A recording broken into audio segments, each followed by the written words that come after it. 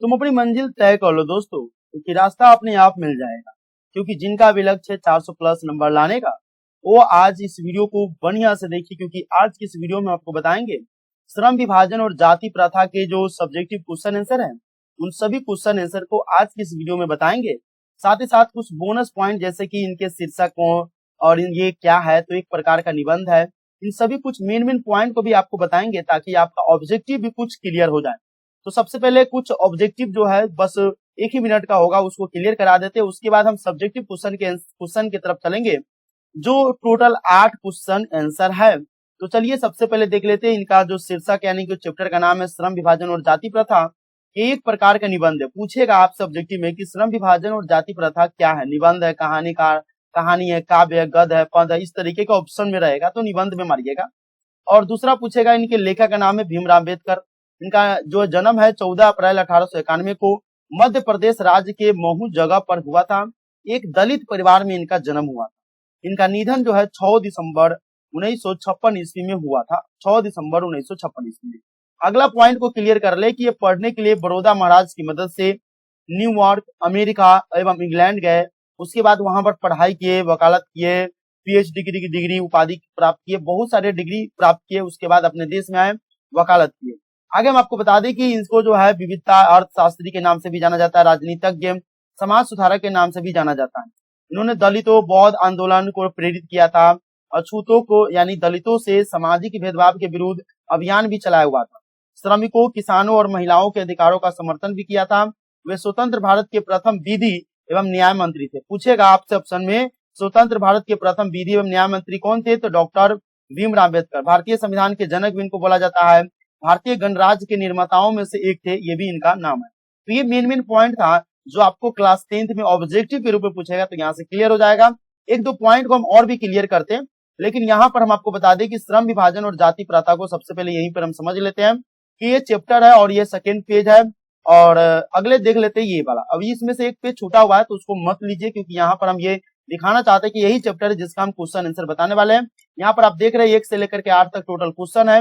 इसी 8 क्वेश्चन का हम आंसर आपको बताने वाले हैं। तो जैसा कि हम 8 क्वेश्चन को हाईलाइट कर रहे हैं, इसी 8 क्वेश्चन का हम एक एक करके आंसर देंगे बहुत इजी तरीके से, और आपको आशा दिलाते हैं कि इसी वीडियो में आपको क्वेश्चन का आंसर भी याद करा देंगे। तो चलिए हम सबसे पहले यहाँ पर इनके जन्म को भी देख लिए, इनके मरण को भी देख लिए कि कब मरे थे, और इनका एक याद रखिएगा 6 दिसंबर 1956 को दिल्ली में इनकी मृत्यु हो गई थी। तो सबसे पहले हम पहला क्वेश्चन ले लेते हैं कि लेखक किस विडंबना की बात करते हैं, विडंबना का स्वरूप क्या है। तो देखिए लेखक जो है भीमराव अम्बेडकर जी विडंबना की बात करते हुए कहते हैं कि इस युग में, क्या कहते हैं कि इस युग में जातिवाद के जो पोषक है वो जातिवाद के पोषकों की कमी नहीं है, जिसका स्वरूप है कि जाति प्रथा श्रम विभाजन के साथ साथ श्रमी विभाजन का भी रूप ले रखा, जो अस्वाभाविक है। यानी लेखक जो है किस विडंबना की बात करते हैं और विडंबना का स्वरूप क्या है। तो लेखक इस विडंबना में बात करते हैं कि जातिवाद के पोषकों की कमी नहीं है। तो अगर आपसे कोई पूछेगा कि लेखक जो है श्रम विभाजन और जाति प्रथा में किस विडंबना की बात करते हैं, तो विडंबना की बात यह है कि जातिवाद के पोषकों की कमी नहीं है। यानी इस युग में जातिवाद के पोषकों की कमी नहीं है, विडंबना हो गया। अब स्वरूप इसका पूछ रहा है कि विडंबना का स्वरूप क्या है, तो स्वरूप यहाँ पर हो जाएगा यहाँ से, जिसका स्वरूप है कि जाति प्रथा श्रम विभाजन के साथ साथ श्रम विभाजन का भी रूप ले रखा है। ये क्या हो गया, स्वरूप हो गया कि जाति प्रथा श्रम विभाजन के साथ साथ श्रमिक विभाजन का भी रूप ले रखा है, ये इसका स्वरूप हो गया। तो आप बढ़िया से समझ में आ गया होगा कि लेखक किस विडंबना की बात करते हैं। तो लेखक इस युग में विडंबना की बात करते हैं कि जातिवाद के पोषकों की कमी नहीं है, विडंबना हो गया। इसका स्वरूप क्या है, स्वरूप यह है कि जाति प्रथा श्रम विभाजन के साथ साथ श्रमिक का विभाजन का रूप ले रखा है, जो अस्वाभाविक है, इसका स्वरूप हो गया। तो आशा करते हैं कि ये क्वेश्चन आपको बढ़िया समझ में आ गया होगा, इसका स्क्रीनशॉट भी आप कर सकते हैं। अगला जो क्वेश्चन हम ले लेते हैं कि जातिवाद के पोषक उसके पक्ष में क्या तर्क देते हैं। तो जातिवाद के जो पोषक है उसका जो तर्क है, तर्क ये है कि आधुनिक सभ्य समाज कार्य कुशलता के लिए श्रम विभाजन आवश्यक मानता है, और जाति प्रथा श्रम विभाजन का ही रूप है, इसलिए इसमें कोई बुराई नहीं। ये बुराई नहीं है, इसलिए कोई तर्क वगैरह जो देते हैं वो तर्क ये है कि जातिवाद के पोषकों का तर्क ये है कि आधुनिक सभ्य समाज, जो आधुनिक मॉडर्न जो जमाना है, वो कार्य कुशलता के लिए श्रम विभाजन आवश्यक मानता है कि श्रम को बांट देंगे, और जाति प्रथा श्रम विभाजन का ही रूप है। जाति प्रथा क्या है, किसका रूप है, तो यहाँ से ऑब्जेक्टिव भी आ जाएगा। जाति प्रथा किसका रूप है, तो श्रम विभाजन का ही रूप है। तो जाति प्रथा श्रम विभाजन का ही रूप है, इसलिए इसमें कोई बुराई भी नहीं है। यही है तर्क देते। तर्क मतलब आप जैसे कोई मुद्दा हो गया तो उस मुद्दा पर क्या बोलना चाहते हैं। सभी आनंद मोहन जो है जेल से निकला है, तो उसके बारे में कोई पूछ राय दे रहा है, कोई कुछ राय दे रहा है। इस तरीके की चीजें जो है आप तर्क देते हैं, उसी तरीके से जातिवाद के जो पोषक है वो अपना ये तर्क सामने रखते हैं। अगला क्वेश्चन दे लेते हैं, तीसरा नंबर क्वेश्चन। तीसरा नंबर क्वेश्चन को आपको स्क्रीन पर दिख रहा होगा कि जातिवाद के पक्ष में दिए गए तर्कों पर लेखक की प्रमुख आपत्तियां क्या है। आपत्ति क्या है, मना कहता है, जैसे अभी जो है जो आनंद मोहन सिंह जेल से निकले थे, किसी किसी को आपत्ति है, किसी किसी को अच्छा लगता है, जैसे बिहार के मुख्यमंत्री कौन बनेगा, तो किसी किसी को तेजस्वी यादव लगता है, किसी को लगता है कि बीजेपी का कोई आदमी बनेगा, तो आपत्ति दर्शाता है। कोई आदमी कहता नहीं ये यार ये नहीं होना चाहिए।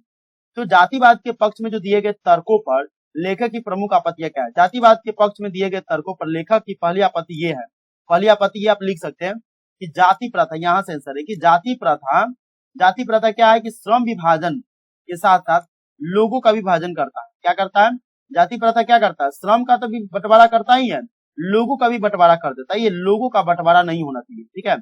श्रम विभाजन जो है, श्रम विभाजन ही सभ्य समाज की आवश्यकता। अगर आपसे कोई ऑब्जेक्टिव में पूछे कि सभ्य समाज की क्या आवश्यकता, ऑब्जेक्टिव में पूछबे करेगा, तो सभ्य समाज की आवश्यकता है श्रम विभाजन। श्रम विभाजन ही सभ्य समाज की आवश्यकता है, परंतु किसी सभ्य समाज में कार्य के साथ साथ लोगों का विभाजन सही विभाजन नहीं है। ये कहते हैं कि किसी भी समाज में, किसी सभ्य समाज में कार्य के साथ साथ लोगों का विभाजन जो हो रहा है वो सही नहीं है। सही नहीं है इसीलिए क्योंकि अगर कोई आदमी हिंदू है, वो चाहेगा कि कोई हम अच्छा काम करे जो मुस्लिम काम करता है, जैसे फूल बेचना, ठीक है, तो कर सकता है, क्यों नहीं कर सकता, कर सकता है। लेकिन अगर उसको कहेगा कि नहीं तुम हिंदू हो तो तुम फूल बेचते हो, तुम मुस्लिम हो और तुम फूल बेचते हो तो हिंदू बन जाओ, तो ये लगभग बिल्कुल गलत है। यही चीज यहाँ पर ये देना चाहते थे। अगला क्वेश्चन चौथा नंबर है। चौथा नंबर क्वेश्चन कह रहा है कि जाति प्रथा भारतीय समाज में श्रम विभाजन का स्वाभाविक रूप क्यों नहीं कहे जा सकती। यानी कि जाति प्रथा जो है भारतीय समाज में श्रम विभाजन का स्वाभाविक रूप क्यों नहीं कही जा सकती, इसके बारे में क्या आपका राय है।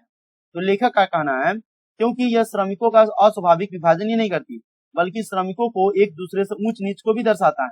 जैसे कोई आदमी अगर बाल काटता है तो उसको कहेगा कि थोड़ा नीच है, वैसे कोई आदमी धोबी है, कपड़ा साफ करता है, उसको कहेगा नीच है। तो ये नीच जो नीच को दर्शाता है, जो विश्व के किसी भी सभ्य समाज में नहीं पाया जाता।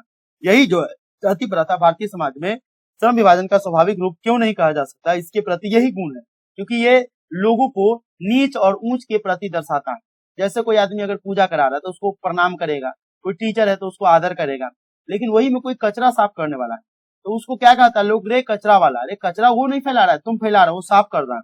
लेकिन लोगों का क्या है, उसके प्रति हीन भावना होता है, कचरा साफ करता है, नीच जाति होगा, है ना, उसको ऊंच नीच में दर्शाता है। जो विश्व के भी जो कह रहा है कि विश्व के किसी भी सभ्य समाज में, किसी भी समाज में ये नहीं पाया जाता है, इसीलिए यही है उसका मतलब नहीं कही जा सकती है।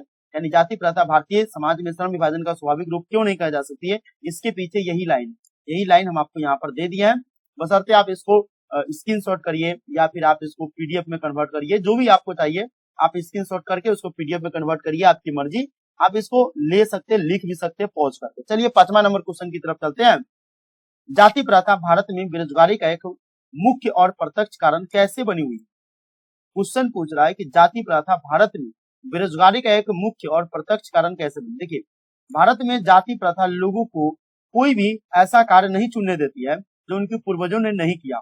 यानी अगर कोई पंडित जी का बेटा, ठीक है, अगर वो चाहता है कि हम बाल काटे, धोबी का काम करे, है ना, या फिर साफ सफाई का काम करे, तो उसको नहीं करने दे, क्योंकि उनको पूर्वजों ने तो पूजा पाठ कराया, तो नहीं करने देता। लोग अपने पूर्वजों का ही कार्य चुनते हैं। अगर पंडित जी का लड़का है तो पंडित जी वाला ही काम करेगा, है कि नहीं। अगर कोई नाई का लड़का है तो नाई वाला ही ज्यादातर काम करेगा, अगर कोई यादव का लड़का तो यादव वाला काम करेगा। इस तरीके से वो अपने पूर्वजों का ही कार्य चुनते हैं, जिसके कारण जाति प्रथा भारत में बेरोजगारी का प्रत्यक्ष और प्रमुख कारण बना हुआ। अब ये इसी तरीके का बना हुआ जिसके कारण वो बन रही। अब प्रमुख और प्रत्यक्ष कारण इसीलिए बना हुआ है कि सब आदमी पंडित जी का लड़का पंडित जी बनेगा, पूजा कराएगा, तो फिर तो पूजा कराने वाला की कमी नहीं रहेगा। तो कमी नहीं रहेगा तो वो आदमी अगर 10 रुपए में पूजा कराता है रेगुलर, मान लीजिए कि 100 रुपए में एक दिन पूजा कराएगा, तो सब आदमी बहुत आदमी हो जाएगा, तो क्या करेगा, उसका वैल्यू कम हो जाएगा। वैल्यू कम हो जाएगा, इसका मतलब वो 50 रुपए में हो जाएगा। अब बहुत आदमी होने की वजह से क्या हो जाएगा, किसी एक आदमी को मिलेगा, बाकी आदमी से बेरोजगार हो जाएगा। तो ये बेरोजगारी जो है पूर्वजों का कार्य चुनने के कारण होता है। तो आप समझ गए होंगे कि जाति प्रथा भारत में बेरोजगारी का एक मुख्य और प्रत्यक्ष कारण कैसे बनी। भारत में जाति प्रथा लोगों को कोई भी ऐसा कार्य नहीं चुनने देती जो उनकी पूर्वजों ने नहीं किया हो। लोग अपने पूर्वजों का ही कार्य चुनते हैं, जिसके कारण जाति प्रथा भारत में बेरोजगारी का प्रत्यक्ष और प्रमुख कारण बना हुआ। आप याद रखिएगा कि जो आदमी दूसरे का काम नहीं करता है, क्योंकि उनके जो पूर्वज किए होंगे वही काम चुनते हैं, और इसी कारण जो है बेरोजगारी का प्रत्यक्ष प्रमुख कारण यही बना हुआ है। अगला क्वेश्चन छठा नंबर देख लेते हैं कि लेखक आज के उद्योगों में गरीबी और उत्पीड़न से भी बड़ी समस्या किसे मानते हैं और क्यों मानते हैं। देखिए क्वेश्चन बहुत अच्छा है कि लेखक आज के उद्योग में भी गरीबी और उत्पीड़न से भी बड़ी समस्या किसे मानते हैं और क्यों मानते हैं। देखिए लेखक आज के उद्योग में गरीबी और उत्पीड़न से भी बड़ी समस्या, ये यहाँ से आंसर शुरू हो रहा है, जाति प्रथा को मानते हैं। ये मेन क्वेश्चन का आंसर यही एक लाइन है, जाति प्रथा को मानते हैं। सबसे बड़ी समस्या किसमें, जाति प्रथा को मानते हैं, क्योंकि जाति प्रथा लोगों का उनके स्वभाव के अनुसार कार्य चुनने की अनुमति नहीं देता है। जाति प्रथा क्या करता है, उसके अनुसार ही काम करेगा। अगर कोई बनिया कलर का तो बनिया करेगा, सावजी कलर का सावजी करेगा, कोई सुनार कलर का है तो सुनारी करेगा, पंडित जी कलर का है तो पूजा पाठ कराएगा, नाई कलर का तो नाई बाल काटेगा, धोबी कलर का तो साफ करेगा। ये जाति प्रथा का जो रिलेटेड है ना, यही जो है सबसे बड़ी समस्या लेखक मानते हैं कि जाति प्रथा को आप हटाइए। जाति प्रथा अगर रहेगा तो लोगों की जो विकास है, लोगों को जो सभ्य समाज में रहने की एक सभी तरीके से वो नहीं रह सकता है। बेरोजगारी बढ़ेगा, पैसा नहीं आएगा तो कैसे करेगा। तो लेखक का मेन काम मुद्दा क्या है, जाति प्रथा। इसका एक लाइन में आप आंसर याद रख सकते हैं कि लेखक आज के उद्योग में गरीबी और उत्पीड़न से भी बड़ी समस्या किसे मानते हैं और क्यों मानते हैं। तो लेखक आज के उद्योग में भी गरीबी और उत्पीड़न से बड़ी समस्या जो है जाति प्रथा को मानते हैं, क्योंकि जाति प्रथा लोगों को उनके स्वभाव के अनुसार कार्य चुनने की अनुमति नहीं देती। एक लाइन में याद है, मेनली ये जाति प्रथा है। जाति प्रथा जो आप देख रहे हैं यही जाति प्रथा, बस आपको याद रखना है कि जाति प्रथा को लेखक सबसे बड़ी समस्या मानते हैं। ऑब्जेक्टिव में भी क्वेश्चन आ सकता है। 7वें नंबर क्वेश्चन की तरफ हम देख लें। 7वें नंबर क्वेश्चन कह रहा है कि लेखक ने पाठ में किन प्रमुख पहलुओं से जाति प्रथा को एक हानिकारक प्रथा का भी रूप दिखाया। अब ये क्वेश्चन जो है कई बार एग्जाम में पूछा भी है कि इस पाठ में लेखक ने कई पहलुओं से जाति प्रथा को एक हानिकारक प्रथा के रूप में बताया। तो ये क्वेश्चन का ही आंसर है, बशर्ते आपको लंबा चौड़ा करके आप लिखिएगा ना थोड़ा तो बढ़िया से नंबर देंगे। क्वेश्चन का ही है, क्वेश्चन ने मैसेज को उठाकर लिख दिया जिसमें क्या क्या चीजें है, हानिकारक प्रथा का रूप दिखाया है। देखिए लेखक ने पाठ में किन किन पहलुओं से, तो देखिए आर्थिक पहलू से, रचनात्मक पहलू से, ये सबसे मुख्य, यानी लेखक ने पाठ में किन प्रमुख पहलुओं से जाति प्रथा को हानिकारक प्रथा रूप दिखाया। तो आर्थिक और रचनात्मक पहलू से क्या किया, हानिकारक प्रथा का रूप दिखाया जाति प्रथा को आर्थिक और रचनात्मक पहलू से। तो ऑब्जेक्टिव में भी आ सकता है कि जाति प्रथा को एक हानिकारक प्रथा का रूप दिखाया किस किस पहलू के प्रति, तो आर्थिक और रचनात्मक पहलू। बस यही लाइनें हैं, बस आपको इसको नोट बना लेकर के लिख सकते हैं और इसी को लंबा चौड़ा करके आप आंसर दे सकते हैं। चलिए 8वें नंबर क्वेश्चन की तरफ हम चले कि सच्चे लोकतंत्र की स्थापना के लिए लेखक ने किन किन विशेषताओं का आवश्यक माना। देखिए बहुत इजी क्वेश्चन है, बहुत अपने मन का लैंग्वेज है। सच्चे लोकतंत्र की स्थापना के लिए लेखक को लोगों के बीच दूध और पानी के मिश्रण जैसा भाईचारे को आवश्यक माना। ये बहुत इजी है, क्योंकि आपको अगर पूछेगा कि लेखक ने क्या किया कि लोगों के बीच दूध और पानी के मिश्रण। अब दूध और पानी के मिश्रण क्यों लिया, देखिए दूध में अगर हम पानी मिलाते तो पानी दिखता है, नहीं दिखता, दूध में मिल जाता। उसी तरीके से लेखक का मानना है कि अगर इस सभ्य समाज में लोग जो है सभ्य तरीके से रहना चाहते हैं तो बिल्कुल दूध और पानी के मिश्रण की तरह भाईचारे को आवश्यक माना है। हिंदू, मुस्लिम, सिख, ईसाई, अलग अलग जो धर्म है वो कभी कटरपन न करे, बिल्कुल एक साथ चले। चाहे वो हिंदू में ही अलग अलग प्रकार के जाति है, वो ऊंच नीच का भाव न रखे, सब एक जैसा रहे, अब दूध और पानी के मिश्रण जैसा रहे। तो यही लोकतंत्र में, सच्चे लोकतंत्र की स्थापना के लिए लेखक का यही मानना है कि दूध और पानी की तरह भाईचारा होना चाहिए। ठीक है, बस ऑब्जेक्टिव में भी अगर आएगा तो लेखक ने भाईचारा किस तरीके के चाहा, तो दूध और पानी के मिश्रण की जैसा चाहा। ठीक है, या फिर आपको पूछेगा कि सच्चे लोकतंत्र की स्थापना के लिए लेखक ने किन विशेषताओं का आवश्यक माना है। ऑप्शन में अगर देगा तो दूध और पानी के मिश्रण की तरह भाईचारे को आवश्यक माना। तो इस वीडियो में हम आपको 8 क्वेश्चन आंसर बता दिए हैं। अब आपका काम ये है कि इस वीडियो को लाइक करना है, इस वीडियो को शेयर करना है और चैनल पर नए हैं तो चैनल को सब्सक्राइब करना है। क्या करना है, इस चैनल को सब्सक्राइब करना है ताकि अगला जो वीडियो हम आपको डालें इस तरीके के तो आपको जो है मिले और आप उस वीडियो को देख करके 400 प्लस नंबर लाने का जो सपना है वो सपना आपका पूरा हो जाए। जाते जाते मैं आपके लिए कुछ पॉइंट जो है कवर किया हूं, उस पॉइंट को हम आपको बता दें। कहता है कि राह संघर्ष की जो चलता है वही संसार को बदलता है। राह संघर्ष की जो चलता है वही संसार को बदलता है। जिसने रातों से है जंग जीती सुबह सूर्य बनकर वही चमकता है। तो आज हम इसी के साथ अपने इस वीडियो को समाप्त कर रहे हैं। आशा करते हैं कि वीडियो आपको अच्छा लगा है तो वीडियो को लाइक कर दे, इस वीडियो को अधिक से अधिक शेयर करें और चैनल को सब्सक्राइब करना बिल्कुल भी ना भूलें।